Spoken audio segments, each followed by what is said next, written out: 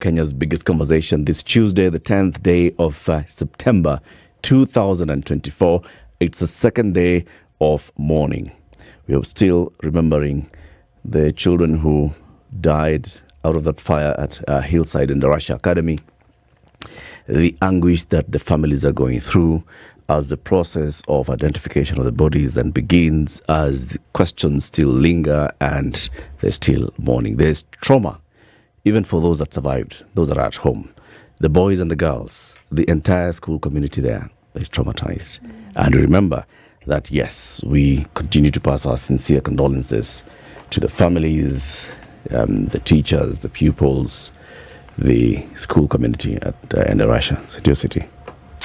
You know, as you were speaking, I was thinking to myself, how do you deal with such a calamity if you're a parent? How do you even handle it? You left your child in the safety and in the care of others, and then something of this sort happens. And then to add insults to injury, you now cannot determine the whereabouts of your child.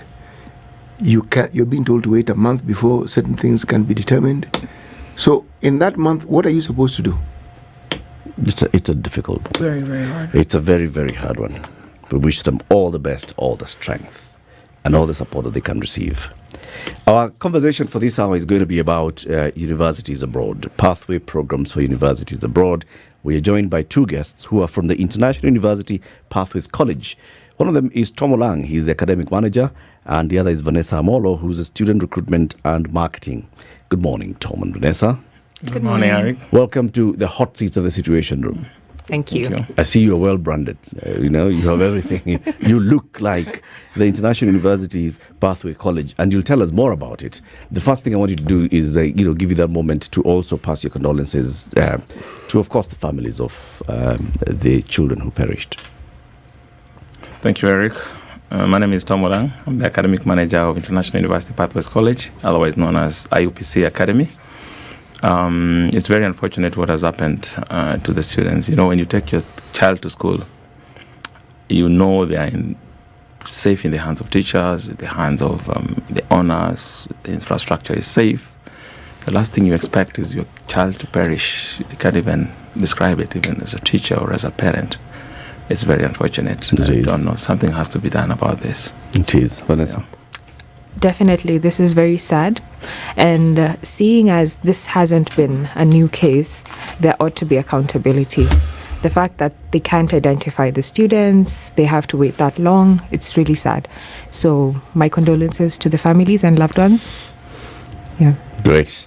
So we'll talk about this pathways for universities abroad. Of course, many people know when they finish their O-levels or their A-levels, they're looking to join university, and they're looking at the various options they have, both locally and abroad. And we want to see what are those universities abroad, and then how do you get there? And that will be the conversation. But CT is first going to welcome you with the day's proverb. Every week, CT goes to one African country, and then he mines proverbs from that country. He brings us one proverb a day from there.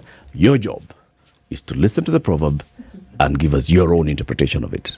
It's never right or wrong. Well, it's never wrong. We are looking, we've been visiting countries that border the ocean. Countries within the continent of Africa, continent of Africa that border the ocean. So it cannot be Uganda, okay? We are in the Federal Republic of Somalia, yes. It's a very interesting country, this one. It's really, really interesting, and it has a very, very rich history. Most people don't actually know that, but they do. From 2064 BC, meaning that long ago. A mouth that doesn't belong to you cannot be shut up. A mouth that doesn't belong to you cannot be shut up. Vanessa, I want to come to you first. What's the interpretation of this? I feel this means literal meaning of the proverb. You have no control over what the perception of others are, or what people think about you, or rather what they feel about you, what they would say about you. So it's basically that. No control over anything. It's a good one. That's a good, Tom. I think it sounds more like a riddle. It's a proverb nonetheless. If it's like keeping oneself in check. It's possible to keep oneself in check, control what you say, or control your tongue. Tongue and the mouth are more or less synonymous when it comes to speech. But if it's somebody else, City saying something, I can't control. I mean, he pretty much decides what to say. I could nudge him to shut up or not to be so overt about what he says, but I cannot 100% control what he says. Yes. Mtu kimbelembele huwezi saidia yeye. Sorry, beyond help. Or beyond salvage. Yeah, well, in this country, you only need to look at our political class and just the tons and the mountain loads of things they say. Can you tell them to shut up? Just when you think they've sort of like run out of things which border on ridiculous, they come up with something you wonder, these guys, there is no limit to what these people can say. Yes. It's like when there are kids in the house, I mean, their guests, kids have this penchant for saying things that you'd rather not have them say. So you pinch them, but that's when they say it the more. Yes. But that is a lesson to parents. There are things you should not discuss in the presence of children. Yes. Because they will repeat it. And especially when the guest who was being spoken of is present. So one may even ask them, Huyu ni yule. yule bana kulaga sana. Dinner table conversation is very important. Careful. Okay. Tom, what is IUPC? IUPC, you have a lot of abbreviations. International University Pathways College. Which we're trading as, we also call it, at the beginning when we started it, used to call it International University Pathways College because it gave parents, students a pathway, or shall I say, an alternative route to top universities globally. But then at some point, we brought in multiple programs. We have, for example, the International Foundation here, which is an alternative to A-level. So we realize countries like the UK, Australia, New Zealand have 13 years of education. Our KCSE here, or shall I say CBC, is 12 years. So if you transition to any of those countries, you have to do something called the foundation course. So meaning you wait on the borderline as the others start their first year of undergrad. So we brought this, it has a bit of a history. The pathway program started way back in 1987, that's about 37 years ago. Now as we started it a couple of years ago, around 4 years ago, to give students who are transitioning to this country a chance to progress seamlessly without being made to do something else before they join their peers from elsewhere. So IUPC provide that program in country. We also have something called occupational English tests. These nurses and doctors who are going to work abroad in different countries, they are supposed to have some language proficiency. So we are an approved test center for occupational English for doctors, nurses, occupational therapists, anybody in healthcare, including vets. Then we are also on our way to being a Cambridge exam center. So meaning, if you want to do any Cambridge program, whether it's a CPD or a high school program, we're hosting that as well. And that's what we are. We are in the business of academics, and especially studying abroad. I'm going to assume then that you have a campus, physical campus. Yes. Where is it? It's somewhere not very far from ABC. It's on the address, our street address is known as number 3 Kanjata Road. So number 3 Kanjata Road. Yeah. If you're moving from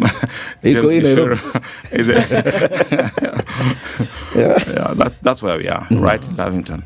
It's easily, you can find it there's a pin on Google Maps. You just put number 3 Kanjata Road, or you put IUPC or International University Pathways College, you'll find us right there. Okay. Yeah. So what kind of other programs do you have, Vanessa? Thomas told us about the foundation here, the Cambridge coming up soon, the English tests and others. What else? So we are now churning out a program known as IY1. So that's International Year 1.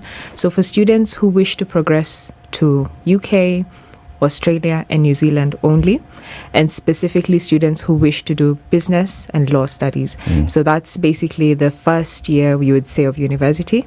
That's another program we have. And then we have Ontario Secondary School Diploma, which basically, as the name suggests, is for students who wish to study in Canada. So they come study with us after they're done with either Year 11 or KCSE Form 4. Then you do the Ontario Secondary School Diploma and progress to Canada. So those are our other programs which are available at IUPC.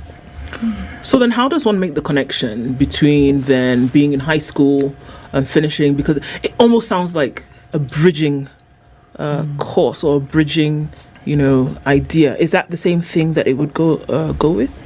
I wouldn't say bridging, because bridging has a connotation of you haven't performed well. Okay. This is for students particularly who have attained a certain grade for IFY, which is International Foundation. Yeah, it's a minimum of 5 Cs and above. Okay. And then once you get those grades, you come to us, and then we begin. It's like an introduction to your degree program. So we'll basically place you in one of the streams related to your degree, and then now you can progress to your first year of university. So it's like a foundation, a beginning to your degree program. Okay. So how exactly does this help you with whatever course it is that you wish to pursue?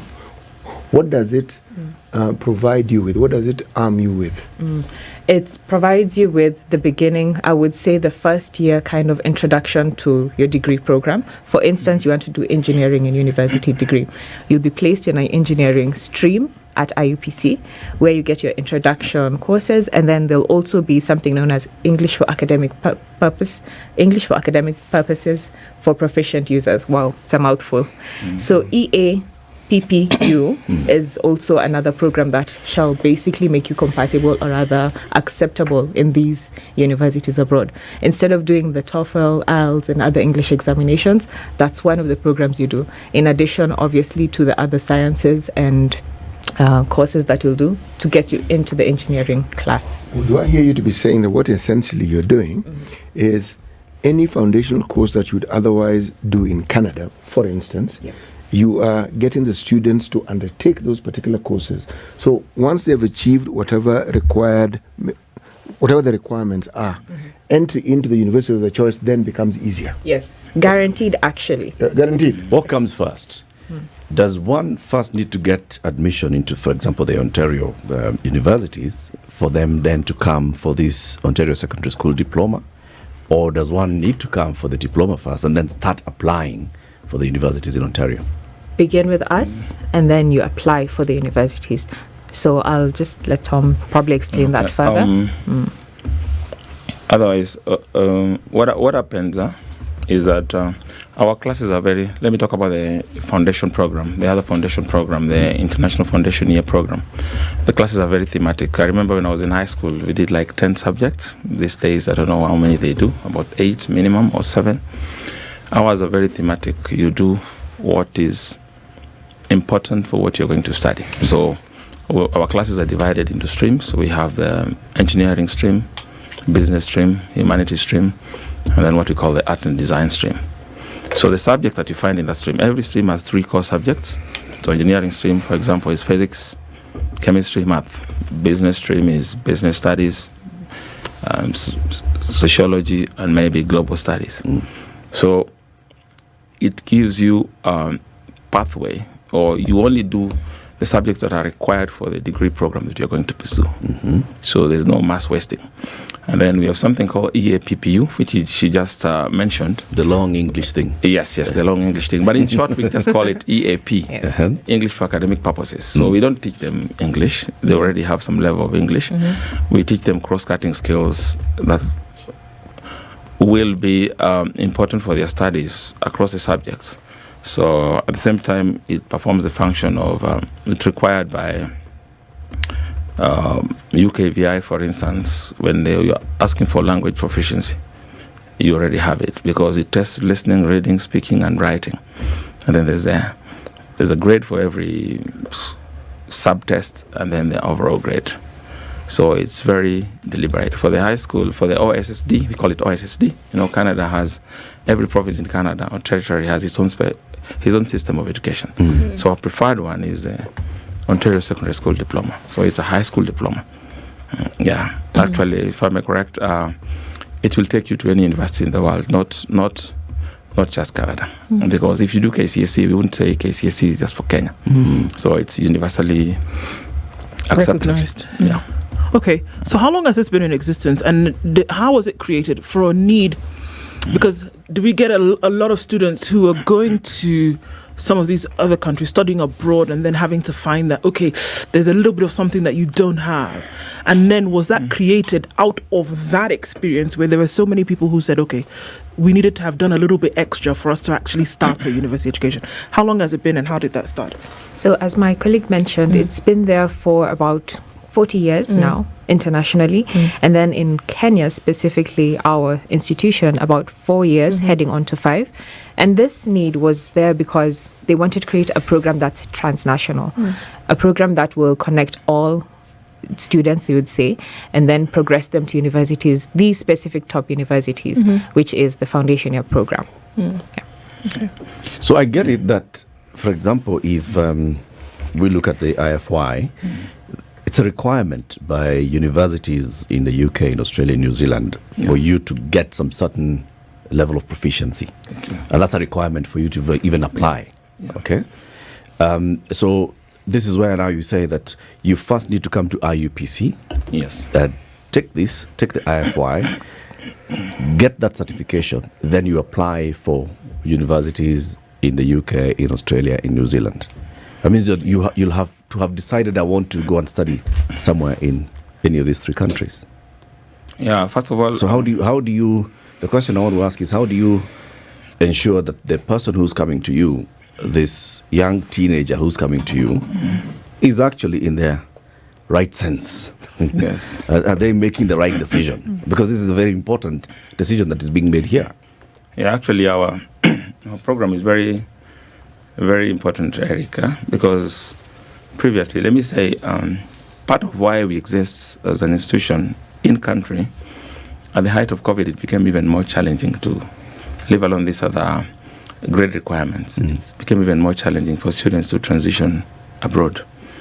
So part of our mandate was to be a solution to the COVID question in terms of progression abroad. Some students could not quite cope with online learning. Others could not transition abroad. So they were stuck. At the same time, they were not interested in studying locally. So when we started it, even at the height of COVID, ours was in person. But of course, with all COVID security checks observed. So it's also an incubator for students before they progress abroad. Because we have top-notch facilities. Even the teaching method is deliberately structured like the same way it would be taught in Western world universities, the way you teach them. There's no rote learning. The classes are structured such that there is class discussion. You can take a back seat as a tutor, and then the students run the class once they're guided. So when they go out there, they don't get a culture shock, because we've had cases, and they're very common, of students who go out there, get a culture shock, they don't cope, they're deported, So at the tail end of it, we are able to socialize these kids or these students into the life that they are likely to go and get whether there, socially or academically. That's a good one. Yeah. My question is actually before.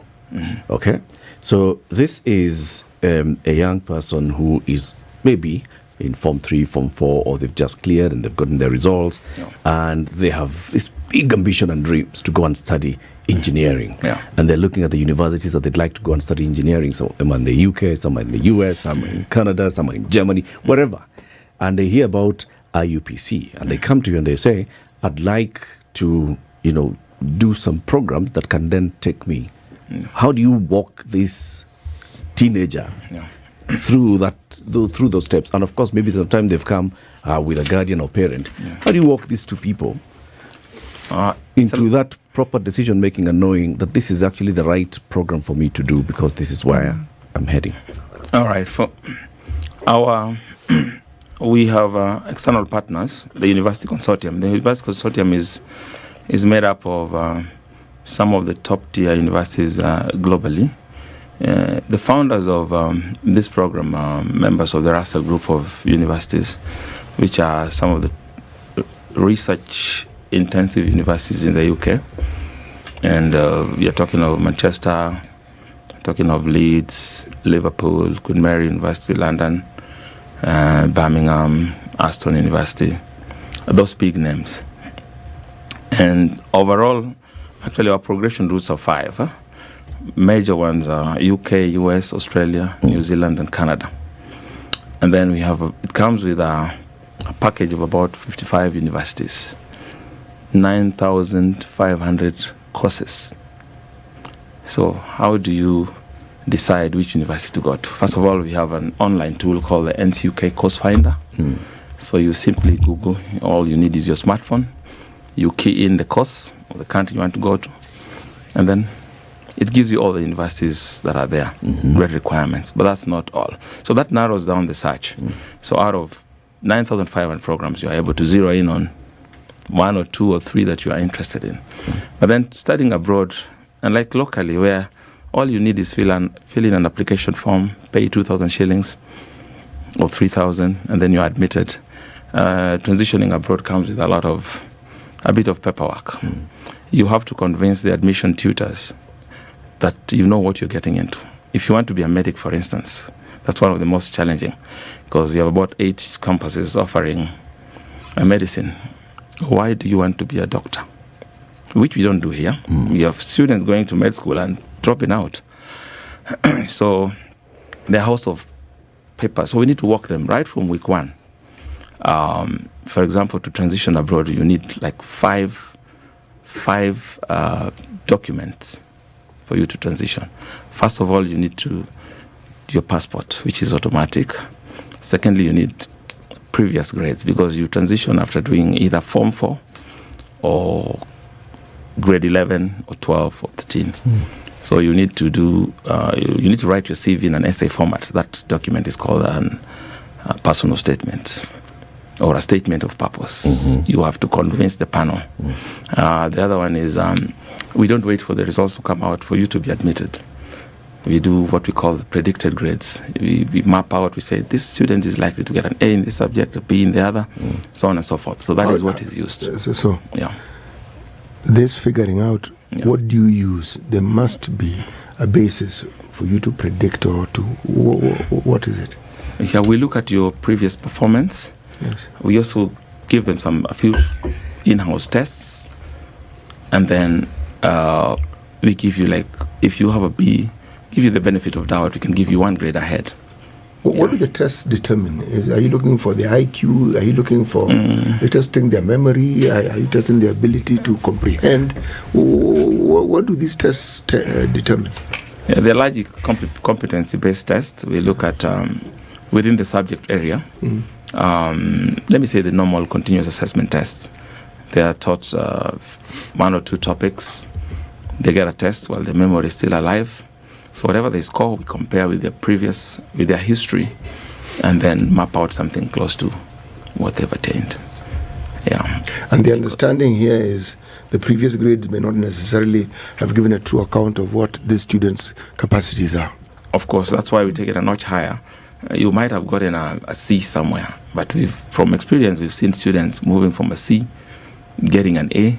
So after a few tests, we are able to get a median and give you, and then we also look at the grade requirements for various courses. So that helps us also advise them. So you don't just choose a university randomly. For the same course, you'll find that a university requires an A, or we also have something called an A star. That's an 80 plus. Yeah, that is an exceptional performance. So we give you something commensurate with your ability, or slightly higher, because every student has a chance to improve. So that's why we give you the benefit of doubt, give you a grade ahead. Yeah, but of course, that will give you admission, but it's a conditional admission. It is conditional. Yeah, the condition being you have to meet the actual result will still matter. Exactly. The other document, talking of documents, would be a reference letter. So we have to write for you a reference letter. How do we know you? What co-curricular activities were you involved in? Who's writing the reference letter? You or the school? Well, every student is assigned a mentor who is a faculty member. So 5-6 students per tutor. So he has a conversation with them. We have mentorship meetings periodically. So you're able to have some one-on-one interview with a student, know that this one, while I was in high school, I was doing this program, I was involved in MUN, for instance. But it's not enough to be involved in the co-curricular activities. What matters for the admission tutors is, while being involved in that activity, what skill did you acquire? Or what soft skill did you acquire, and how does it relate to your chosen career? So that's very important. Yeah. So the personal statement you need to convince them, even why do you choose this particular country? Is this program not offered in your home country? What are your post-study plans? Right. So it's actually an essay of about 4,000, not more than 4,000 characters, which they write. They develop gradually, and that's even as important as the grade when it comes to admission to university. Tom Olang, he's the academic manager, and Vanessa Amolo is the student recruitment and marketing manager at the International University's Pathways College. What's that address again? Number 3 Kanjata Road. Number 3 Kanjata Road. Off James Kishuru Road. Off James Kishuru. Lavington. Hey, my friend, in this Nairobi. Yeah. Everything that I've heard here is lovely, but there's this small thing that always creeps up when we have these discussions called cost. And so far, we've been very student-centric. But this is where now the parents come in. Yes. And because you want to study this, you want to study this, everything is really good. Yeah. How expensive is it? What cost are you asking about? I think is it the cost of university abroad or cost at IUPC? I've asked that question generally for a very specific purpose.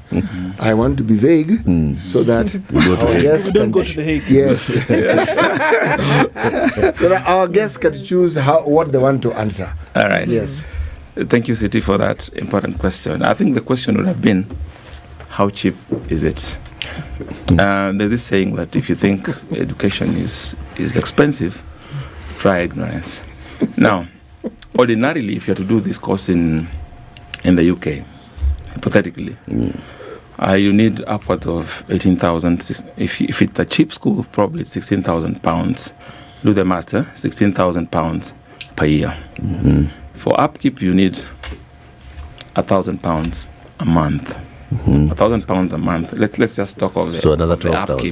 That's £12,000 for upkeep for the year. Yes, £1,000 alone is So around if you do that math, you're talking 170. £30,000. Yeah. Okay. So even a Kenyan, an average Kenyan, does not earn even half of £1,000. You see, doing it in country is significantly important or cheap because the parent saves up 60 to 70% of that cost. No flights, no visa, no accommodation. The tuition fee reduces by about 70%. We are talking of about £850. In terms of Kenya shilling, probably be talking about 1.2 million for the whole program for non-science. For sciences, we're talking about 1.35 million because science is a bit expensive. Per year. That's per year. Actually, the program classroom time takes 9 months. Okay. The full cycle, including university transition, takes a whole year. And what I need also to mention is that if you are to do this program is also an equivalence of what we call A-level, AS and A-level, or ASA2. That A-level program in the international school system takes 2 years and leads you to Leeds or whichever university. The foundation programs takes 1 year, leads you to the same classroom. Okay. So this is shorter. It's shorter. Right. And more cost effective. Yeah.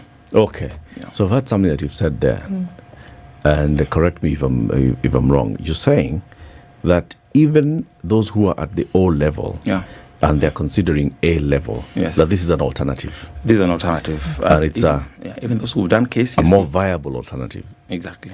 Okay. They said it has a guarantee. See, that's the word I liked. It's not just an option; it's a guaranteed. Guarantee, money back guarantee. Money hairudi. That is relative. Yeah. You see, even our KCSE students can hardly go unless you go to North America. If you go to the UK, Australia, New Zealand, you still have to do a foundation. So why spend and accommodation plus everything? We are talking of not medicine. Medicine would be 8 million, 10 million per year. An ordinary cost would be like 5 million, including accommodation. Okay. So why spend 5 million when you can send 1 point something and keep the rest for you? And get the same And you go result. to university for 3 years after this. Not So- 4. Okay, so to establish that, essentially, and maybe just stop me if I'm wrong, is that you're doing in Kenya what you're going to have to go abroad, whether it is the UK, New Zealand, whatever, you're going to have to do it anyway, Yeah. right? Exactly. So you're saying cut the time and cut the cost, Yes. do it here, and then you can go and transition, and then you do the university, Yes. for 3 years. Am I right? Exactly. If you are as taken aback or probably attracted by all these exotic facilities, or we have them here. So we've literally brought that classroom which you would have paid an arm and a leg for out there home. Yeah. So the student has a chance to prepare accordingly. You are in country, you are home with family, By the time you're going there, you're mentally and psychologically or academically tuned for the world out there. Okay. Yeah. And I just wanted to, does it pick up from any system? I ask this because, of course, at the high school level, there are not very many, but there are a number of systems that are being used. Of course, there's the KCSE, there's the Cambridge system, there's the one, the IB baccalaureate that's being used. So does it then pick up anybody coming off of those high school systems and then, they're able to make the transition properly? Actually, that's a good question. That's part of the reason why this program was established. The founders, which is a Russell group of schools, universities, initially it was very difficult for students to transition from various curricula into the UK system, for example. That's where I started, before they got partnerships globally. And so we have entry requirements for all the countries in the world. It's a multi-page document. So you only have to mention the country. We look at that. It shows what is required. Okay. So the standard one is, so you could transition from KCSE, you can transition from IB, you could transition from, their students, the pass rate for A-level is growing thinner and thinner. That's why this program is bound to be more popular, because it gives students a chance to succeed. You are not judged on the strength of a single set of exams. The assessments are progressive, and then you have the cumulative grade at the end. So, you could pick from year 11 in the international system. You could pick from year 12. You could fail year 13, retrace your steps and succeed. You could transition from KCSE as well. Yeah. Okay. So, And then I believe you had mentioned, Vanessa, but it is recognized Yes, around it the is. world. Exactly. So it is. so what do you get after that? You get a diploma, you get a certificate when you're done, and after it's a year, you said. Yes. So after the year, with this certificate that you have, you can then present this to another institution, and it's recognized that you've already done that. So you're basically getting ahead in terms of your education. Yes, you are, exactly. As I mentioned earlier, it's a transnational program. So even students probably in Accra, Ghana, probably in Tanzania, Uganda, but we are the only station here in East Africa. So even students from Uganda would prefer to come to Kenya to do the international foundation year, as well as other countries. So it is transnational, recognized everywhere. And the other thing I would probably like to add on about the school fee, for a third of the fee that you would have paid in the UK, probably you can do the same program here. And then additionally, we also have scholarships for students who are brilliant. So if you would wish to apply for the scholarships, you can get some percentage of your school fee in the foundation year program.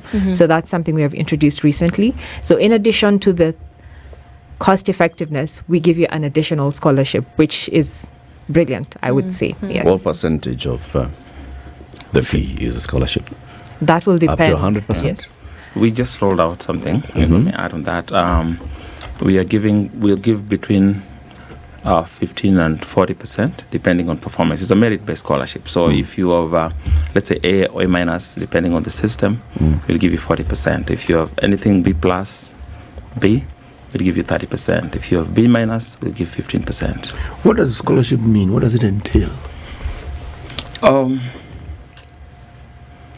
Is the cost going to be reduced on tuition? Is it going to be on board?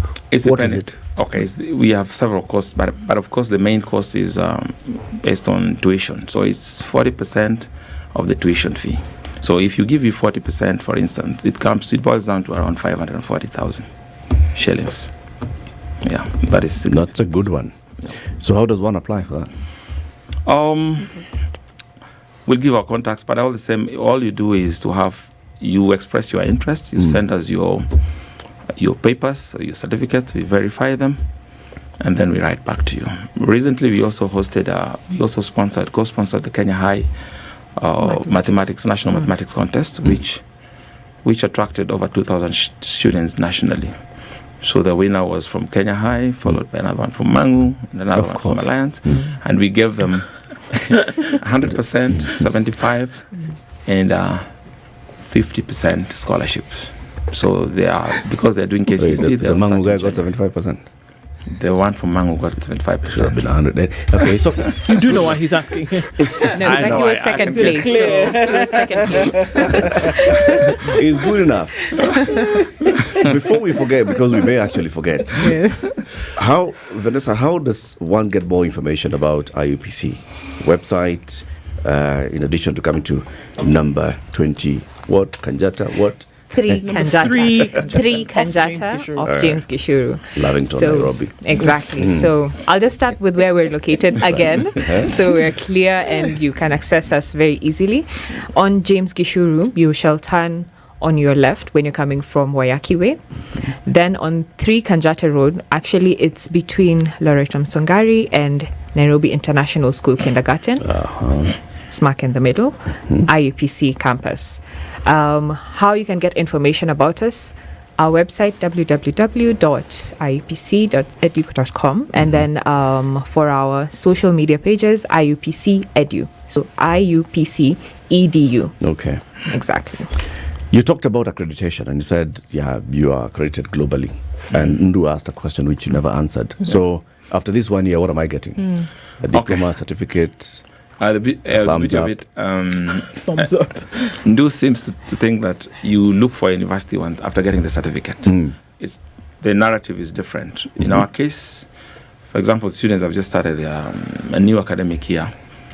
That is something we pride ourselves in, progression, the 5 progression routes and others, including Europe and the Middle East, because we have some UK universities with campuses in the Middle East. Yeah.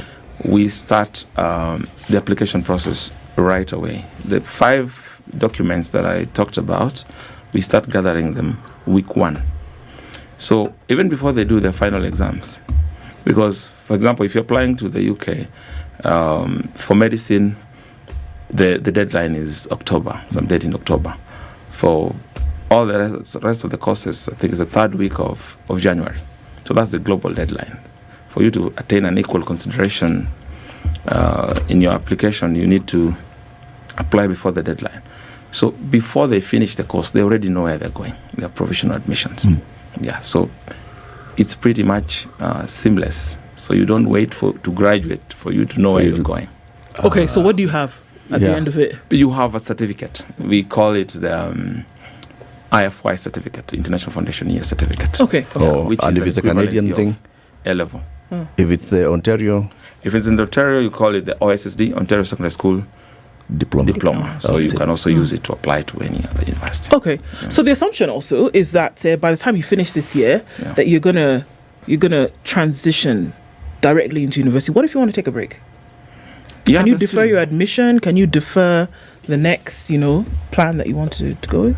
Yeah, we have case studies of students who, for example, in the last 2 classes, say, I've had so much pressure with studies, let me take a year. So others take it on account of age, say, I'm barely, because the age requirement is 17 to 22. And the upper limit? The upper limit is 22.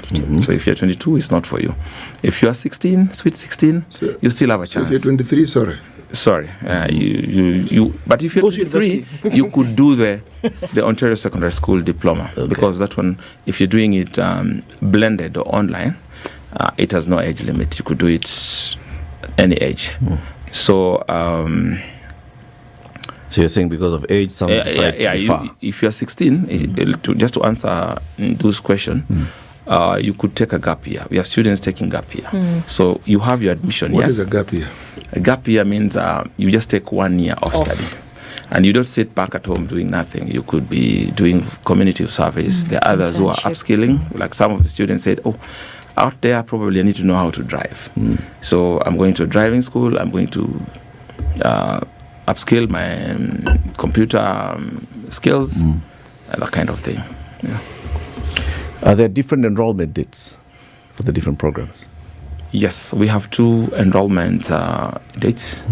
We have the main one being September intake, or let me say August, September. Right now, enrollment is ongoing up to the end of the month. Then targeting students from the international curricula who do exams in October and November, as well as KCSE students.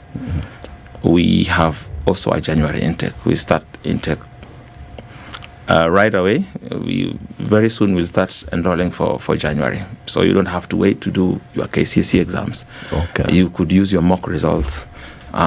You could also have your teachers predicting your grades.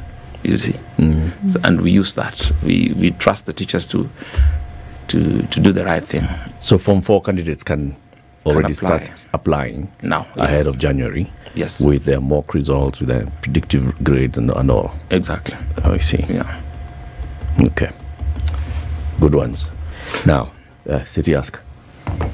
Whenever one talks about studying abroad and university abroad, we've spoken as though when you talk of tuition money, when you talk about accommodation, that all those who would wish to partake of your services come from Nairobi.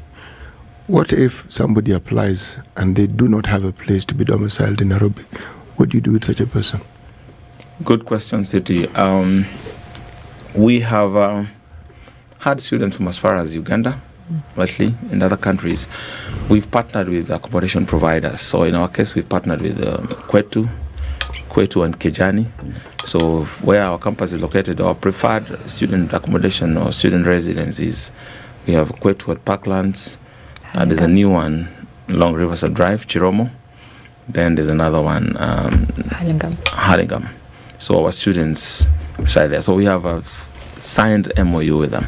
So any students who wants to board, actually we have students from Nairobi who are boarding, just to start getting used to being independent. Because part of this program is to train you to be independent. Even the way our academic programs are structured.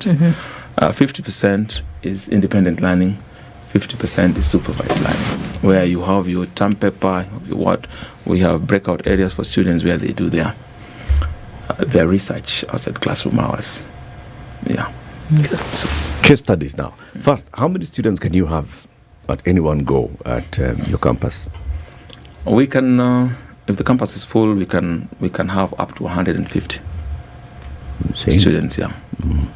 Yes, across the various streams. Vanessa, you're the storyteller now.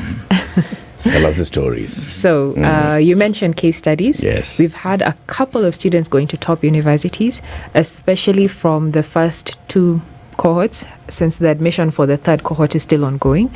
So the first 2 cohorts, we had a specific student who was among the 70 students we had at the time, about 70 to 80, if I'm correct, from the M-Pesa Foundation. That was our first cohort, which was quite brilliant, and the performance was excellent. So these students, in as much as they weren't from well-off backgrounds, as you would imagine, got admission to IUPC and then progressed to universities abroad. One of them being Benson, who went to Leeds University. He's studying engineering, if I'm not wrong. So there is that one. And then there's generally every year we have about 90% progression rate. Obviously, there's some students who wish to have a gap year, other students who wish maybe I would just stay in Kenya, different reasons. But 90% guarantee our students progress to university. So that's the case study and, examples that I would give from IUPC. Are there instances where someone applies and you don't admit them? Okay. Do I take that? Yeah. Whoever Yeah, takes it. And- There have been such instances because there's this misconception that foundation courses are for those who have failed. So that if you're an underachiever, go and do foundation. It's like a parent saying, oh, this child is lazy. Teacher, give him more homework, things like that. But the university partners have put a ceiling on entry requirements because your history will follow you wherever you go. You need to first attain a credit, or shall I say a C, in 5 subjects. And then we also look at English. What is your performance in English? But of course, English cannot deter you. There's also a placement test called Password, which we administer. If you pass it, Password.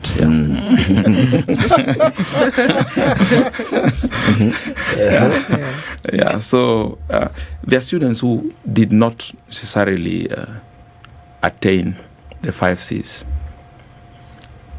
If probably you have only 1 C or 2 C's, you may not get it.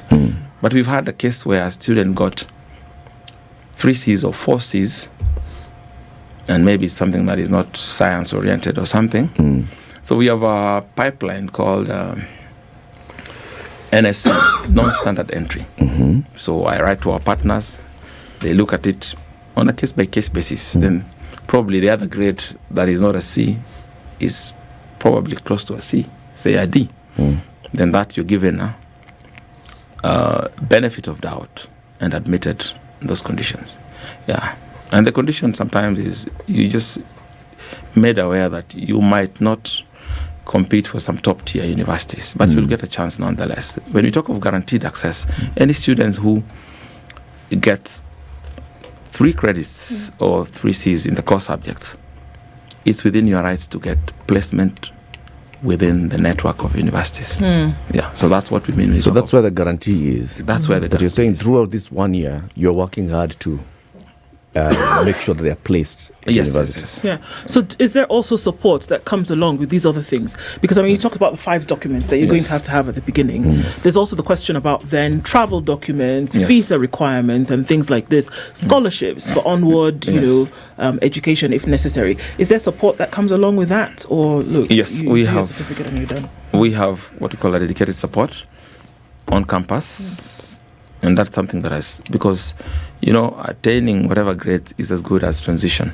So we have a student support team on campus, about 3 of us, monitoring all these documents, giving the students accommodation. Support comes by way of visa application, searching for universities, doing the application itself, choosing accommodation, and everything else.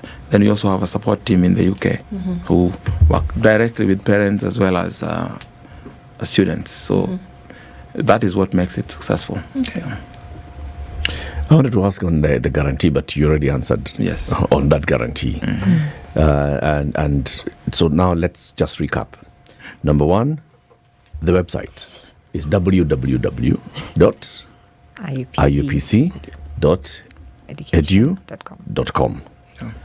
And then the physical address, 3 Kanjata Road. 3 Kanjata Road, off James Gishuru. Exactly. Okay. Carrington. Higher. And then the social media pages? IUPC EDU. IUPC Edu.